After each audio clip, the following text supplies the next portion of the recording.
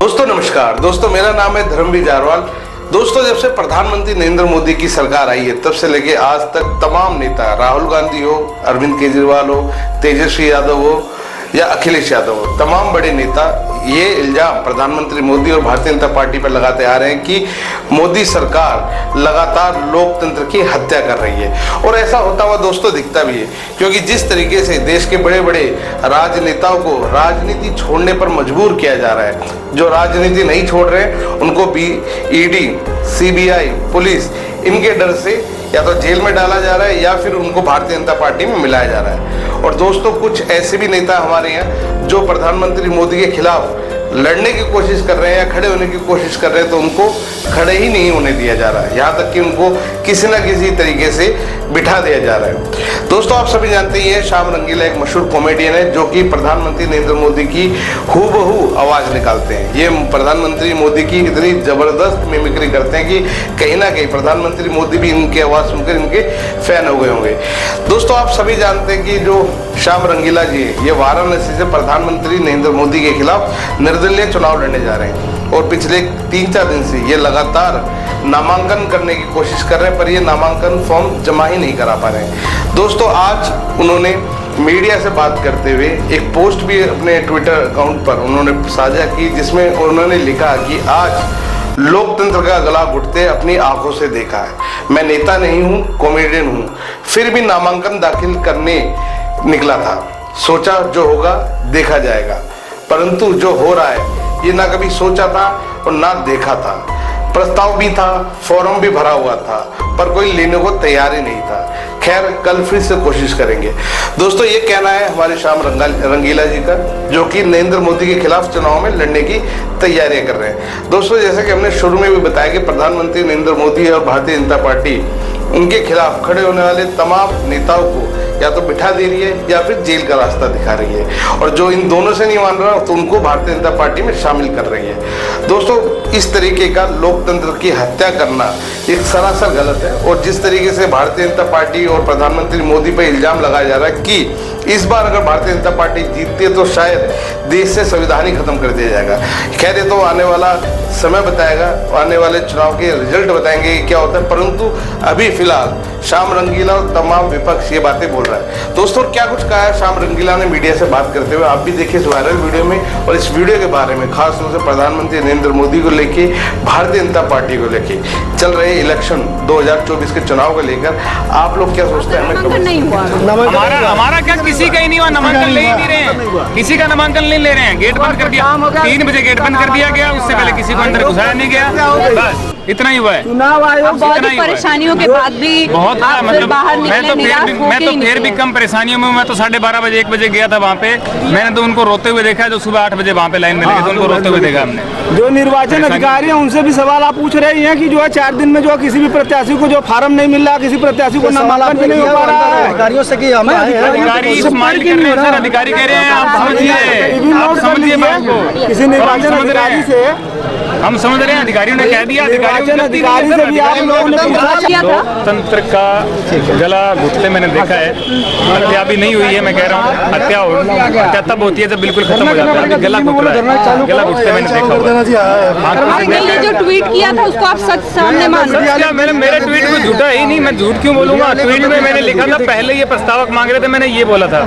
अभी प्रस्तावक हमारे पास थे, हम लेके गए थे, हमने बोला 13 मई को ले जाएंगे सोमवार को, हम लेके गए, फिर भी नहीं है, फिर भी कोई वहाँ पे नहीं, किसी एक व्यक्ति को अंदर नहीं घुसा रहे। अच्छा एक और सवाल है मेरा कि अगर आप बहुत शुभकामनाएं, अगर आप यहाँ से जीत जाते हैं तो किस क्षेत्र में आप बिगाड़? मैं कह रहा हूँ हमारी जीत यहाँ पे ये है कि हमारा नामांकन वहाँ पे दाखिल हो जाए। हमारी जीत है ये, हमारी जीत है। हमें वोट ना, हमें वोट चाहिए, हमें मोदी जी के वोट हमें चाहिए ही नहीं। जो मोदी के भक्त है मोदी की तरफ खड़े रहे, हमारे जो होंगे समर्थक वो हमारी तरफ खड़े रहेंगे। लेकिन देश का लोकतंत्र ये है कि वोटिंग मशीन पे नाम होना चाहिए, यहाँ पे नाम ही नहीं हो सकता। यहाँ पे नाम होने की जो प्रक्रिया है वो खत्म की जा रही है। अब क्या मोदी की बात करेंगे? मोदी के समर्थक क्या मोदी भक्त हैं? निर्विरोध बनाएंगे मोदी जी को। यहाँ से मैं कह के जा रहा हूँ, यहाँ से मोदी जी का निर्विरोध बनना तय है।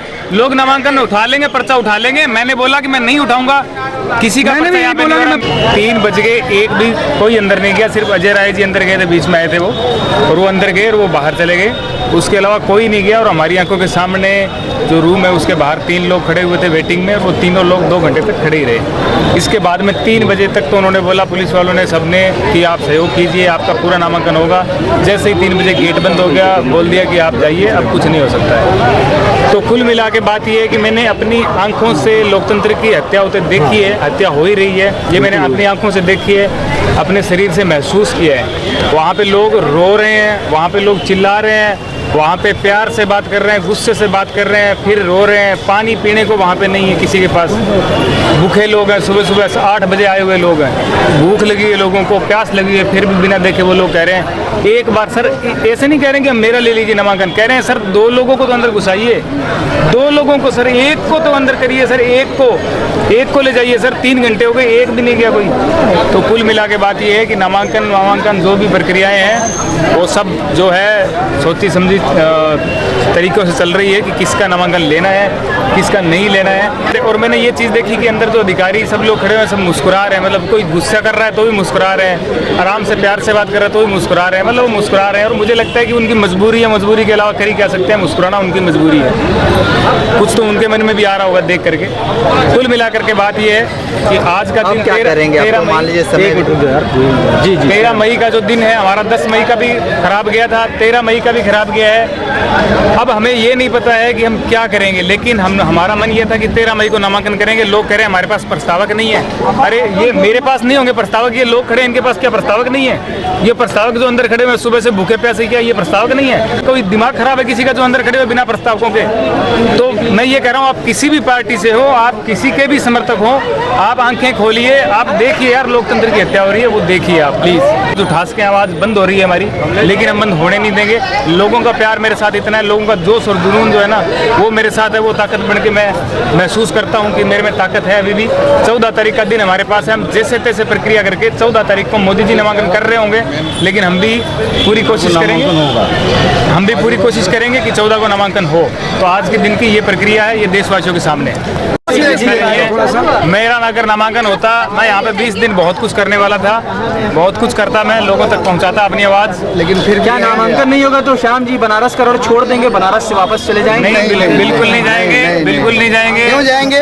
बनारस में तो मैंने पहले ही कहा था, जैसे मोदी जी ने कहा था ना कि माँ गंगा ने मुझे गोद लिया है, तो मोदी जी माँ गंगा ने हमें भी गोद लिया है। ठीक है, हम भी कोई गोद से निकाले हुए नहीं है, घर से निकाले हुए नहीं है कि माँ गंगा ने हमें निकाल दिया। आप माँ गंगा के बेटे हो, हम माँ गंगा के पोते हैं बस आप यही रहेंगे। हम लोग शपथ लेते हैं। एक गंगा अवतरित का दिन है, गंगा सप्तमी है, मोदी जी गंगा स्नान करेंगे, उसके बाद काल भैरव भैया करे मोदी जी को वो दिन मुबारक हो, मोदी जी को अपना दिन मुबारक हो 14 मई का।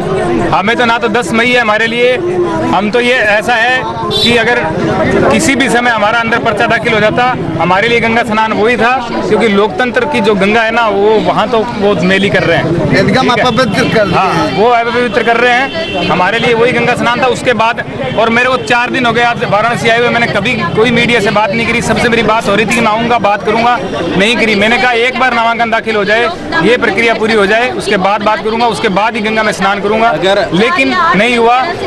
लेकिन अब 14 का दिन है, 14 को कोशिश करेंगे, उसके बाद देखते हैं क्या होता है, उसके बाद ही तय किया जाएगा, उसके बाद हम क्या करेंगे। ठीक है।